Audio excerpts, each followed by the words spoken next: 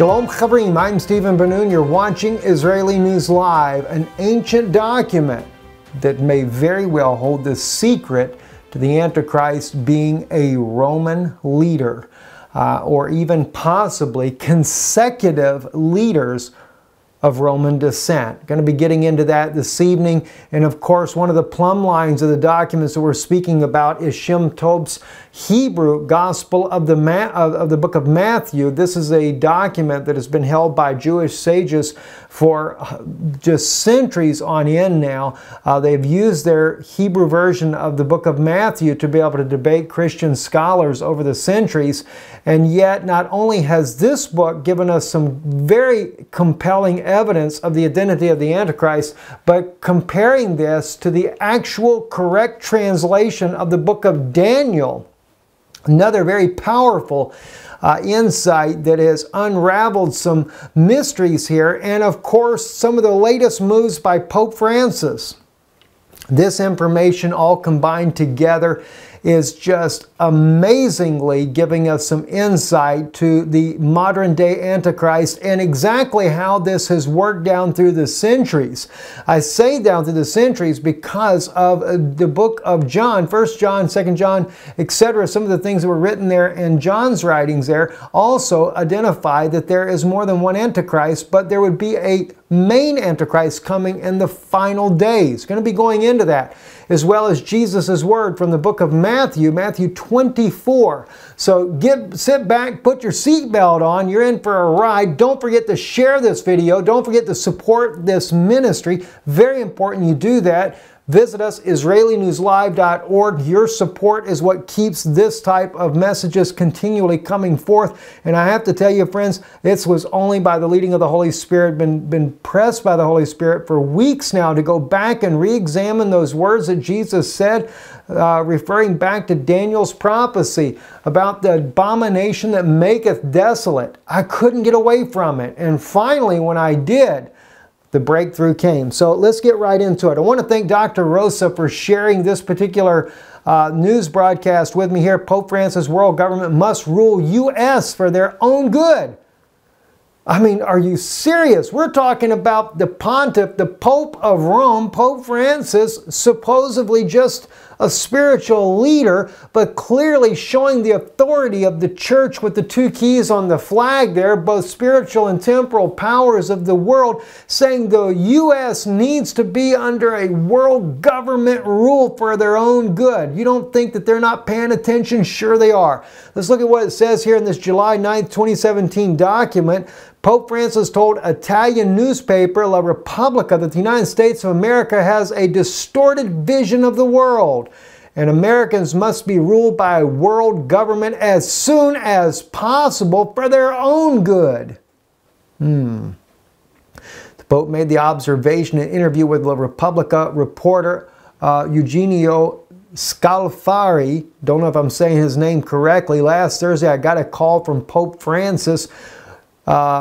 It was about noon, and I was at the newspaper when my phone rang. He said Pope Francis had been watching Putin and Trump in the G20 and had become agitated. Watch that word there, agitated. The Pope demanded to see him at 4 that afternoon, according to the Google translation of the Italian report. Pope Francis told me, be very concerned about the meeting of the G20, Scalfari wrote.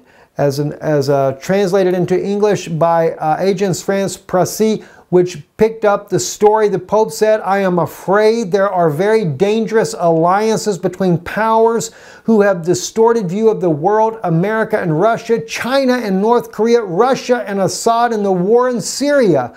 The danger concerns immigration, the Pope continued to La Repubblica. Our main and unfortunately growing problem in the world today is that of the poor, the weak, and the excluded, which includes migrants. Now that all seems good by the Pope of Rome, but before the end of this broadcast, you're going to find out that the migrant situation is a money-making machine. Not just the wars, but the migrant situation is as well.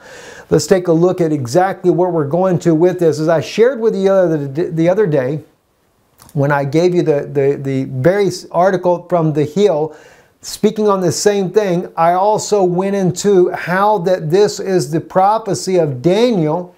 We're looking at Daniel chapter 11 there. And let me just see if I have it at the right place here. Nope, not that Daniel there. Here we go right here. Verse 44, but tidings out of the east and out of the north shall trouble him, or agitate him is another good way.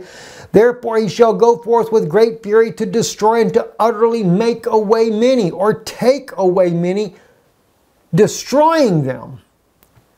Now, you might say, well, Steve, the Pope is agitated, all right, but he's not talking about going out there and continuing to war on out there. You better watch and see what he's planning on doing. But let's first look at the identity.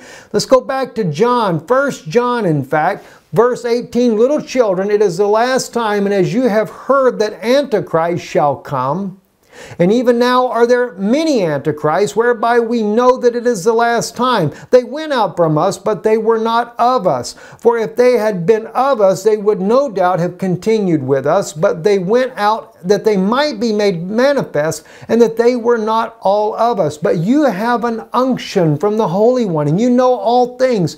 I have not written unto you because you know not the truth, but because you know it, and that no lie is of the truth. Here it is. Who is a liar but he that denieth that Jesus is the Christ? He is the Antichrist, that denieth the Father and the Son. Now that seems pretty simple and, well, just face value, doesn't it? It's not quite that simple though, friends. Not quite that simple. Let's take a look over here at Daniel here. Excuse me, not in Daniel there, but going back there. So we got 1 John right there. As I shared with you though, Daniel, that the Pope, being that agitated one, or he is troubled by that tidings out of the east and out of the west.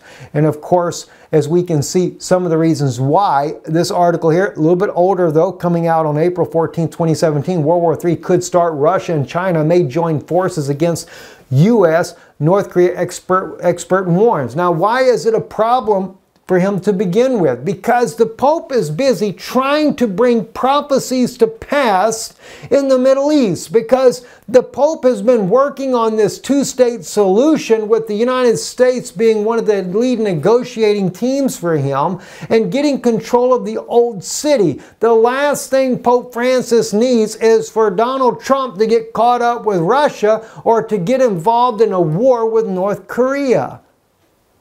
You see, this is all undermining exactly what the Pope is trying to achieve.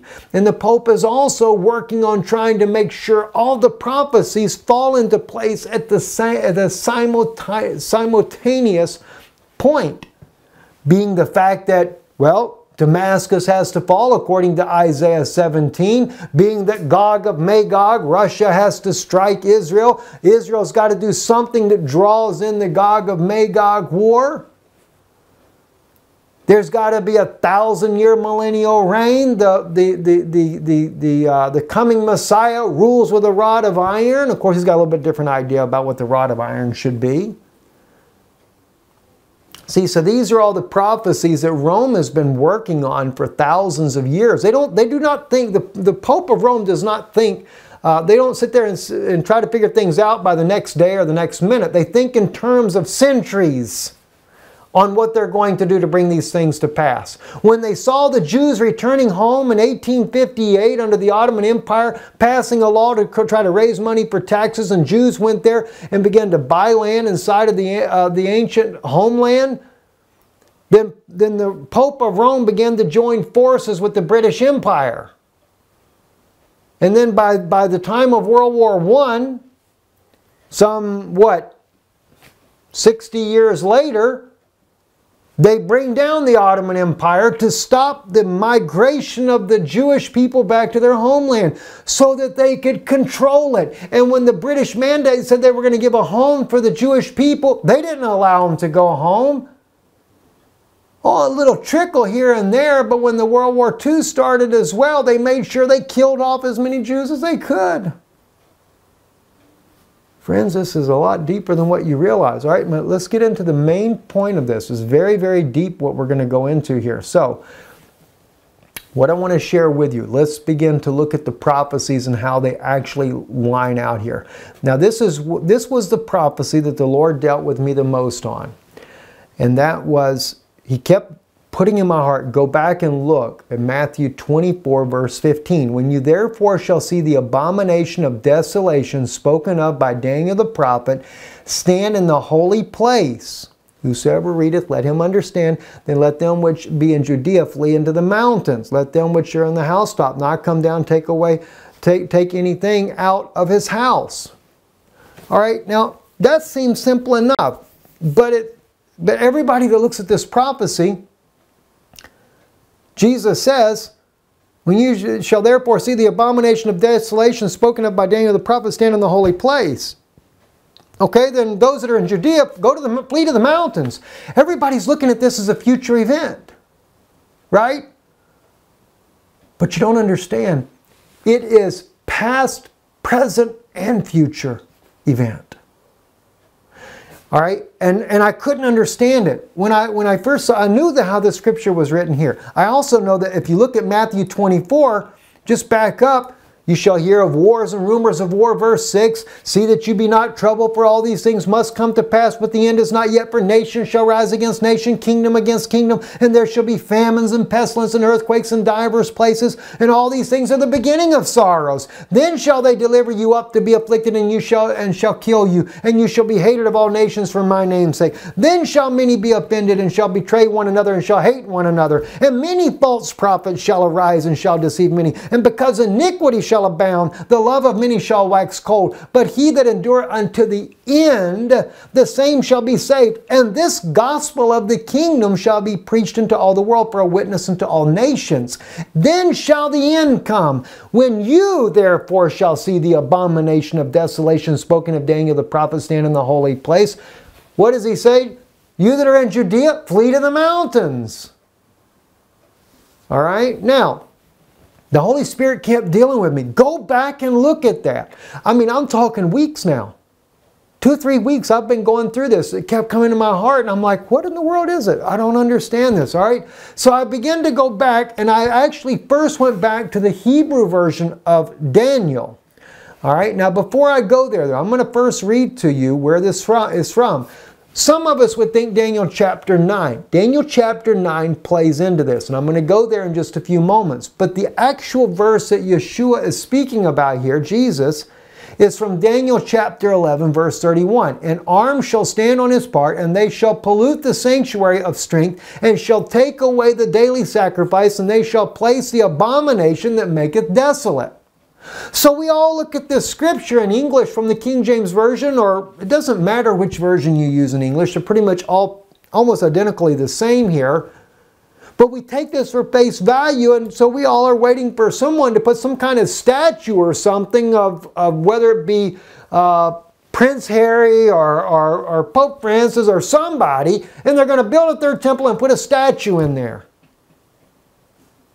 It has nothing to do with that. One, you have to know about what it says in the Hebrew language before you can really understand. But before I go there, I'm going to show you how the Hebrew Matthew, Shem Tob's Hebrew Matthew, actually words this. All right, now let's take a look at this. This is actually here. This document right here. This is Shem Tob's Hebrew Matthew. This is the version of the book of Matthew that was written in Hebrew that was used by the Jewish people. I forget how far back this dates. I believe they believed that the document that it was copied from was at least from the 5th century. Now, I don't remember for sure on the details of that, but I think that's correct. Nonetheless, it's also believed by the sages, by the church fathers, that Matthew actually wrote his first gospel in the Hebraic language, not in the Greek, not in Latin, but in the Hebraic language. Now, this is not to say that this is from Matthew's original writing. I'm not saying that there, but we know that the Jewish rabbis used this version of the Matthew's Gospel to be able to debate with the scholars of their day hundreds and hundreds of years ago. In verse 15, this is where he talks about the actual abomination. He says right here on your screen here, Ha-omer al-pe Daniel omed, okay? And then he talks about here, talking about the abomination that stands in the holy place there. Okay, so he says it's from the mouth of Daniel, standing in the holy place there. But it's the first word that he uses here, and he actually uses a Greek word, but it's transliterated, and it's actually Antichristos. The Antichrist is what he says there. This Antichrist. All right, now let me just go ahead and use the English version for you, make it a little bit simpler so you can see this better. All right, and verse 15 right here, this is the Antichrist. Let me back up to verse 14. And this gospel, that is this evangeli, will be preached in all the earth for a witness concerning me to all nations, then the end will come. This is the Antichrist, and this is the abomination which desolates, which was spoken by Daniel, standing in the holy place. Let one who reads understand. All right, now there's some key things here that you've really got to understand.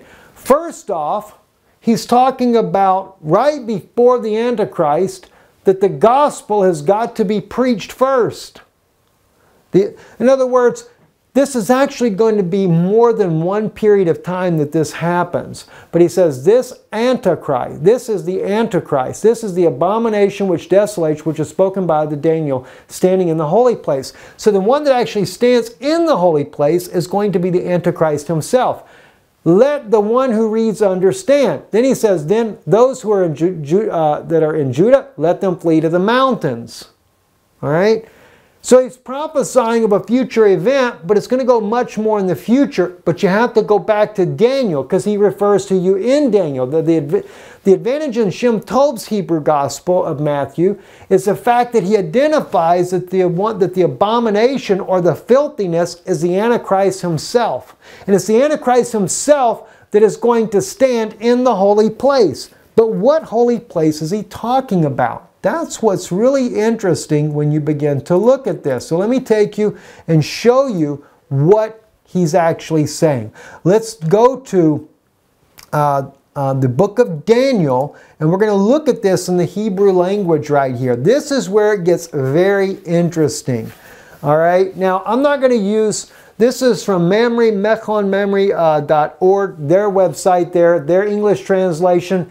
A little bit more difficult on this particular one here. An arm shall stand on his part, and they shall profane the sanctuary, even the stronghold, and shall take away the continual burnt offering, and they shall set up the detestable thing that causeth appallment.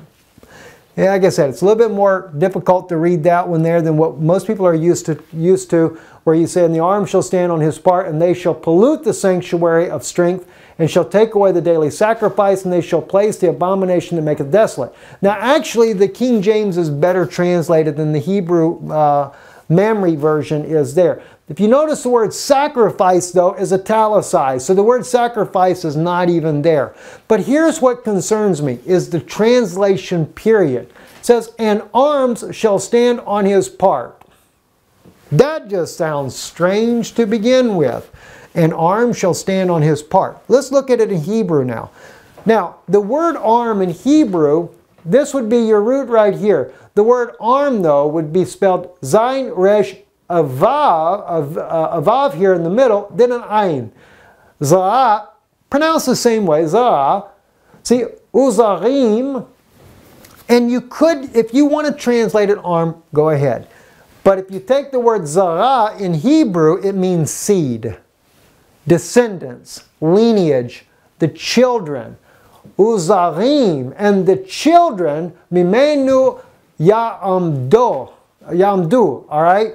So the seed shall stand on his part. Actually, a better way would be, which they, the arm or the lineage from which they stand. All right, it's very difficult, the word Hebrew, to begin with. So the lineage or the seed or the children from which they stand. Now we have on here, they shall profane the sanctuary, but literally they shall wound, or they're wounding the holiest the stronghold of the holiest. They're going to kill the Messiah, is what it's talking about. And that's why I say you could use the word arm here. You don't just have to have the seed. It could be the arm, because the arm here represents the strength.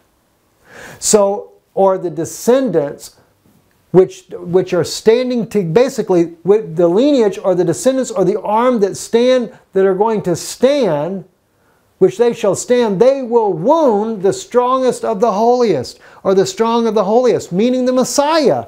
This is really what it is. The Holy of Holies inside the temple was where the Spirit of the Shekinah glory, this is where the Holy Spirit came down. It's where God Himself would come down and be amongst His people. When Yeshua, when Jesus came down, He was the one. He was the whole, He was, was God in flesh coming down, dwelling, and they came after the strong one of the holies. See, it's not necessary. I mean, you could translate sanctuary, it's fine. Hamikadosh is what we use for the word sanctuary or the temple. All right? But they're not just going to profane it, they're going to wound Him. I mean, the thing is the whole prophecy is showing you that the Messiah is the one that is in this verse here. All right? And He shall... I took the time. Let me just share with you here. When I looked at the way the words are being translated here, I sat down and I really looked at this, and I'm like, okay, let's translate this to where it makes the right sense here. The arm or the lineage, all right, from which they stand will wound and take away the strength of the holies. They shall give in place the abomination that desolates, that makes desolate. What, all right, that's the other thing that's so fascinating right here. See, here's your word right here, forgive, Natan. Ve Natanu, they will give. It's in place of. What is Daniel saying here when he talks about the abomination that makes desolate? Just like Yeshua says in Shem Tov's Hebrew Matthew. It's the Antichrist. In other words, they're wounding the true Holy One. They're wounding the true Holy One. Remember... I'm so excited about this, my brain cannot even think fast enough to keep up with what's in my heart. Yeshua, according to Isaiah 9, was called the what? The El Gibor. El Gibor is the mighty God. Okay? The mighty God. What are they doing? They are wounding the strong, the holy, the strong of the holies. I'm looking at Hebrews, so you have to think a little bit differently the way the wording is laid out here. So they're wounding the one that is strong, the strong one of the Holy One there, which He was the strength. He was the El Gibor, the mighty God. The mighty God had come down. He was the Holy One of Israel, right? We call Him the Holy One. He is called the Mikodash. See? So Yeshua, it is the Messiah that they're speaking about, but there's these ones, this one of this lineage here that are going to stand up against Him. They're going to wound Him. They're going to replace Him and give instead of Him the abomination that makes desolate. And Matthew's Hebrew Gospel, what does he do here? I keep hitting the wrong one right there. He says, this is the Antichrist, that is the abomination which desolates, which was spoken by Daniel.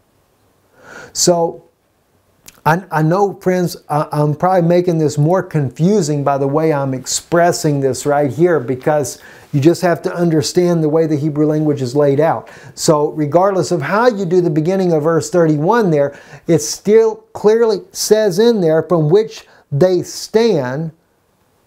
So this is a lineage of people here from which they stand. They will wound the strength of the Holy One. And then it goes on, as it goes on to stay there, and they, then it says, they shall give in place, I put on there in place, and word in place not there, they shall give the abomination that desolates, that makes desolate. So what are they doing? They're wounding they're wounding the true Christ, the true anointed one. They're wounding Him. The true Holy One is being wounded. He has been taken out. And they're putting in place the abomination that maketh desolate. All right? So when Yeshua was warning His apostles, When he warns them in Matthew right here, when you therefore shall see the abomination of desolation spoken of Daniel the prophet standing in the holy place, let them then which be in Judea flee to the mountains. All right? John said there were many antichrists, right? They went out from us because they were not of us. You remember what happened in Nicaea, Rome, 325 AD? You remember these are the lineage of those that rejected the true Messiah. Not to say they didn't believe that Yeshua was Messiah, but they had their own version of the way it should play out. And so we got the Constantinople religion, the beginning of the Catholic Church. There were many church fathers that did not agree with what they were doing. But that's how we got the first Catholic Church, was at that time there. So when John says there were many that went out from us because they were not of us, that was because there was a division in what Yeshua brought as being the true gospel. And some of them just didn't like everything he had to say. So that division come to fruition. But before that came to fruition, you have to remember Titus the Roman general comes down to Israel and destroys the temple in 70 AD. Because Yeshua had already told them about the abomination that maketh desolate, they knew, according to prophecy, that the abomination that maketh desolate would be a Roman king, a Roman lineage.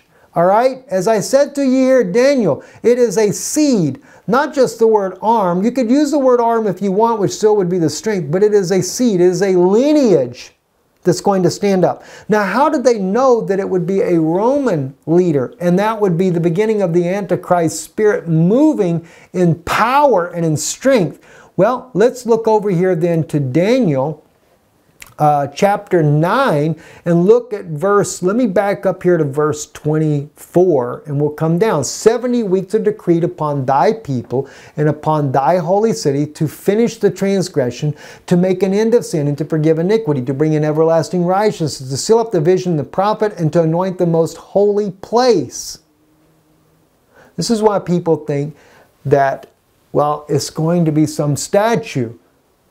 Well, I'll agree with you on one thing. I do believe they're going to build a third temple. And yes, the Pope of Rome will go stand inside that third temple as well. So he's trying to manufacture this prophecy, as I already brought out to you through Mekodeshet, where he's trying to bring back the three monotheistic religions together. He's trying to declare to them that the Messiah is coming, and they want to build a third temple, etc. He's working with Turkey very diligently with rabbis, etc., to bring about the building of the third temple, to manufacture prophecy the way he thinks it should be.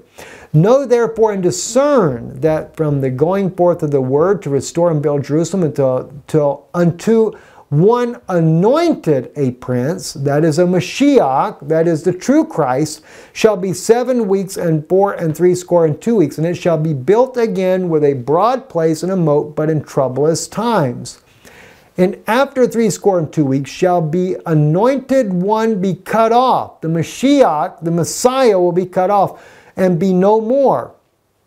And the people of a prince that shall come shall destroy the city and the sanctuary, but his end shall be with a flood, and unto the end of the war desolations are determined. So in other words, when the prince, there's another prince coming, he's not the Mashiach, he's not an anointed prince, but he is still considered a prince, which makes him what? Well, according to Shem Tov's Hebrew gospel, he's the Antichrist. Because Shem Tov says that the Antichrist is the abomination of desolation. So what is he saying? What is Daniel bringing out here? The Antichrist is the one that makes desolate. And even it says here, and unto the end of the war, desolations are determined. So not only did he destroy the temple in 70 AD, but he would always be about destruction. And yet he's supposed to be taking the place of Christ. Not necessarily Titus at that time. But once the Vatican got their pontiffs going, all Roman princes, that's exactly what began to happen. Now watch what it says here. And he shall make a firm covenant with many for 1 week, and for half of the week he shall cause the sacrifice and the offering to cease. And upon the wing of detestable things shall be that which causeth appallment, and that until the extermination wholly determined be poured out upon that which causeth appallment. All right, now it's worded different naturally in the English version of this, but the point being is, he causeth the sacrifice. In the midst of that week, he causes that sacrifice to cease. That was actually Rome. Under Roman rule, they killed Yeshua as the Messiah. He was that true sacrifice that came to an end. And they replaced him, thinking by killing him, they replaced him with a Roman ruler, and that has been the case ever since. Titus, it was Roman rule that put Yeshua to death. The Jewish rabbis, even the high priests, the Pharisees, convicted Yeshua, had him sentenced, but they couldn't put him to death, so they sent him to the Roman prefect, and he had him put to death. And so in his place, they sent Titus, the Roman general, down in 70 AD, destroyed the temple, and Rome has had a stranglehold on the gospel ever since. I'll show you some more. It doesn't just end there, friends. Not at all. All right, now let's look at Daniel, the way he words it. And he shall confirm the covenant with many for 1 week, and in the midst of the week he shall cause the sacrifice and the oblation to cease. And for the overspreading of abomination, he shall make it desolate even unto the consummation. That's the end of all things, friends. And that determined shall be poured upon the desolate. Nothing but wars. No wonder why Yeshua says over here in Matthew's gospel here, if you go back up, before he goes into this guy here, and you shall hear of wars and rumors of wars. See that you be not troubled. For all these things must come to pass, but the end is not yet. For nation shall rise against nation, kingdom against kingdom, and there shall be famines and pestilence and earthquakes in divers places. These are all the beginning of sorrows. But we're all the way down here where Daniel also prophesies that tidings out of the east, now the north, trouble him. The Pope came out of the closet. He may not have realized how he gave himself away, but he gave himself away. So, it was interesting. Trump, it really almost looks like when we look at President Trump that he is trying to do good. And I really would like to think he is. Some people say, though, that he's a Mason. Well, the Masons are very loyal to the Vatican, if that's the case. But Trump also knows the deep state's trying to undermine his presidency. The Vatican is very much involved in the deep state. Let me share some other things with you. This came out on The Guardian, just came out. The U.S.-Syria policy, sign of a shift as Trump's son meets pro-Russian Damascus figure. I'll tell you one thing. You want to know the best sign to know that President Trump was a genuine president trying to do good for the American people? If they remove him from power as president, then you will know the man was trying to do the right thing. That'll be the one true sign. I know many people believe that he is. And I would like to think the same thing as well, from the different things that I'm watching happening. But I can tell you one thing. I don't care what President Trump is doing. The deep state is still controlling what's happening in America. Look at this right here. This picture was just shared with Lorenzo and already happened. This is U.S. tanks in Hungary, in the country of Hungary in Eastern Europe. The U.S., the whole time while President Trump is trying to do some headway with President Putin there, they're preparing for war. Keeping Russia at bay while the Pope makes sure he brings prophecy to pass in the Middle East. Russian activities, they're saying forces in the air and sea space is growing concern in NATO. They're trying to ramp it up, make it look like Russia is a major threat there to the European Union. That's only to justify. They got all these troops. I'm beginning to realize now why they have Russia surrounded. The thing is they're afraid that Russia would step in and try to alter what's going on in the Middle East and realize that the Pope of Rome is trying to gain control of Jerusalem. Because you have to remember, they tried under the Soviet Union, when the Vatican invaded and toppled the Russian Empire under the Tsars, and they put in, you know, the likes of Stalin and Lenin. These were Jesuit-trained men to try to crush the Eastern beliefs that the Russian Orthodox Church had. When communism fell, they had thought they had won, only to find out they had lost. They didn't destroy the Eastern Church that had survived all these years of the brutal dictatorship under the communist regimes. And so now, with Russia reviving in its military strength, they're concerned that they would lose that grip on power and that they would be in competition for getting control of Jerusalem. This is why tidings out of the east and out of the north trouble him. China and Russia are troubling the Vatican because it could slow down the progress of the two-state solution, of getting control of Jerusalem. And the last thing he wants the world to know is that he truly is the Antichrist. So, the state of the nation. This was an article that I came across that I wanted to see, does the Vatican really have a strong connection to the deep state? Because we read in the article over here just a moment ago that the Pope seems to care about the displaced refugees, etc. And so I ran across this article here, State of the Nation, Alternative News and Commentary, who really owns and controls the military-industrial complex. This is a mega lengthy article, and there's more than one part to it. But I took and I ran through a word processor to pull out some things where he speaks about the Vatican in here, just to see. I didn't know if he'd speak about the Vatican or not, so I ran it in there. All right, first I wanted to quote to you, because he quotes John F. Kennedy, April 27, 1961, "The richest and most powerful people in the world belong to the Knights of Malta. The Equestrian Order of the Holy Sepulchre."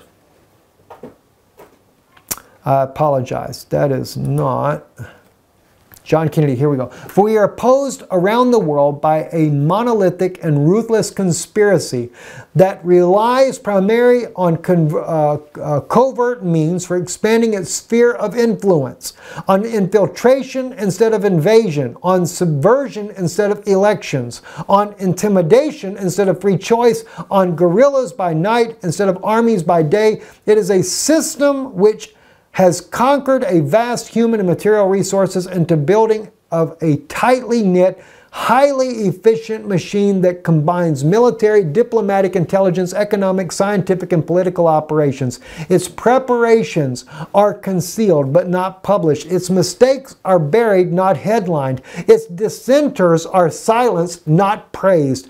No expenditure is questioned. No rumor is printed. No secret is revealed." John F. Kennedy said this April 27, 1961. No wonder why they didn't let him live. But let me read to you what some of this article actually stated here. "The richest and most powerful people in the world belong to the Knights of Malta, the Equestrian Order of the Holy Sepulchre of Jerusalem, the Order of Garter, the Teutonic Knights, and many other orders that vow allegiance to the Vatican. If we wish to broaden the perspective, one can add that the Society of Jesus, the Jesuits, are involved at all levels and have worked tirelessly as soldiers of the Pope to create the ultimate spy network." That's one part. "The Vatican makes money from war." Another section of the article. "All banking started in Italy and was connected to the Vatican. It is fair to say that the central banking ideas of Italy have been replicated in the central banking systems used throughout the world. Central banking comes from the Vatican, and through the different agencies of the Vatican, Knights of Malta, the world economy is manipulated by insider trading information that is being shared with the Vatican via the vows of allegiance that every Knight of Malta makes. The Vatican profits by war because it takes in hundreds of billions a year through refugee placement services and humanitarian aid provided to war-torn areas. The more war, the richer the Vatican becomes. That is why the Vatican supports unbridled migration of people and the chaos that ensues from war. The Knights of Malta are one of the largest charities in the world. The Catholic Church has thousands of different tax-free charitable organizations that receive money to help in humanitarian causes. No one knows how much money the Catholic Church receives each year. The Vatican Bank has been caught many times laundering money on a huge scale. I even know we did a report here on Israeli News Live back when Obama was president, and they were opening up the border down there when the Pope was saying they should open up the border to the migrant people from Mexico, and it was because the churches there were awarded millions of dollars in funds. So he's right. The military-industrial complex created the war on terror and calls it the long, soft war because it will never end. The pronouncement of war on terror was the declaration of the overthrowing of American democracy by warlord oligarchy. Only a few people benefit from this war, and often politicians who declare the New World Order take up positions in corporations that profit from war. Former presidents and prime ministers become corporate warlords and make a fortune. American democracy is doomed. If the following corporations continue to exist, American democracy will fall and become the military arm of the triangle of power between New York, the City of London, and the Vatican City. These seeming vague indications will be elaborate in the rest of this article, but for now let's review an outline who owns and controls the military-industrial complex. Basically, the Vatican is at the head of it. But it's easy to talk peace and safety when there is none. That's why Jesus said, they will talk of peace and safety, and yet sudden destruction. That's what's so fascinating. And as I come across this remarkable revelation that we clearly see, and I just have to say this in closing again, friends, when you look at Daniel's prophecy from the Hebraic language, Daniel 11, verse 31, he is clearly stating here, and instead of using the word seeds, like I said, you can use the word arm if you want. I'll highlight it here on the screen for you so you can see it. There it is. Zerah in Hebrew means seeds. Seed, actually, Zerah. The Yod Mem makes it plural. And seeds, if you want to say the word arm, we normally add a Vav in there, between the Resh and the Ain. Either way, the arm just means strength or powers. You might even use for there. But I would translate it easier to say the lineage from which they stand will wound and take away the strength of the holy. They shall give in place the abomination that makes desolate. In other words, Daniel prophesied before Yeshua ever come on the scene. He prophesied in Daniel chapter 9 that the prince that the anointed prince would be cut off, didn't he? Daniel 9, chapter 9 clearly says that the anointed prince would be cut off, and the prince that shall come would destroy, that would come from the people that would destroy the city and the sanctuary. Showing you in Daniel chapter 9 that there was coming a false prince that was going to replace the anointed prince. And then in chapter 11, he lets you know that the lineage, they will stand and they will wound the strong anointed, the strong holy one, in other words. And they would put in place an abomination that makes everything desolate. In other words, their prince would be a murderous prince that'll go through the world murdering and killing, to conquer, kill, and destroy. I mean, there's so many scriptures that come to my mind as I've been getting the revelation on this. I can't even begin to fathom to tell you everything. It's all coming together now. It makes sense. As I said, Daniel chapter 9, just going back over there again. What did he say? And after 62 weeks shall an anointed one be cut off and be no more. Yeshua, the Messiah. And the people of the prince that shall come shall destroy the city and the sanctuary. Titus, the Roman general. See? But Titus doesn't destroy it. The people that shall come. But his end shall be with a flood, and to the end of the war desolations are determined. All the way through his whole reign. He's nothing but a desolator. The Roman Empire replaced the Babylonian kingdom of Nebuchadnezzar. That's why Revelation calls it Mystery Babylon. My friends, I mean, Shem Tov, that's how we say his name, Shem Tov's Hebrew Matthew, right there, plain as day. I don't know, I can't highlight that one. Plain as day. Antichristos. He calls the abomination of desolation. He calls the word abomination is the word that he calls as the Antichristos. In the Hebrew Matthew, the abomination, the filthy one, that prince that shall come, is called the Antichrist. All right? And that's just giving you right here. Here it is.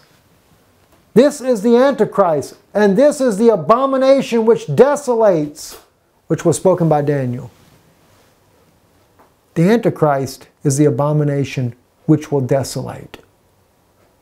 Look at the world today. I mean, are we blind not to see this? The Antichrist is the one doing it. Maybe this is why a lot of people thought that Obama was the Antichrist. But every time Obama leaves, another president takes his place, the wars keep going. The wars are controlled by Rome. They pretend to make it look like they want an end to the wars, but he doesn't. The Pope declaring that the U.S. needs to be controlled by a world government. You don't think he won't take down your sovereignty as well? He might allow Russia to nuke the mess out of the United States just to be able to do it. Friends, this is serious. This is very serious. We are living in a very late hour. So, and he shall make a firm covenant with many for 1 week. And for half of the week he shall cause the sacrifice and offering to cease. It's just backtracking. He makes the covenant, but he killed the Messiah. And then Daniel 11. Right there. And the seed from which they stand. Here it is. Mimenu Ya'amdu. From which they stand. And they will wound, it's plural, they will wound the holy, the strong. Remember Yeshua, remember what I said? Isaiah 9 called him El Gibor, the mighty strength, mighty God. He is the Holy One of Israel. They will wound him. Who wounds him? That lineage right there that stands up. Daniel saw it coming. Daniel said in Daniel 9 that he'd be cut off, not for himself. Everything prophesying of the Messiah. No wonder why they never translated this right. It too easily gives away that Yeshua is the Messiah. But the reason why Rome doesn't want you to know the truth is because why? Right here. And they will give Basically, they're given in place of the true anointed, the true holy one, the true holy mighty one. They're given its place. The abomination that makes desolate. You know what that reminds me of? Remember when they brought out Judas, not Judas, but they brought out Barabbas? The Romans did. Which one do you want? Barabbas or Jesus? Which one should we let free for you? And the Jews chose Barabbas, the murderer. We could have got Jesus, but instead we got the murderer. That's why we got a Roman hierarchy that has waged war for nearly 2,000 years. I'm Stephen Ben-Nun. You're watching Israeli News Live, prophetic segment today. There's a lot of people that don't like to support what I do because I'm not afraid to tell you the truth. Regardless of the consequences, I'll still stand and tell you the truth.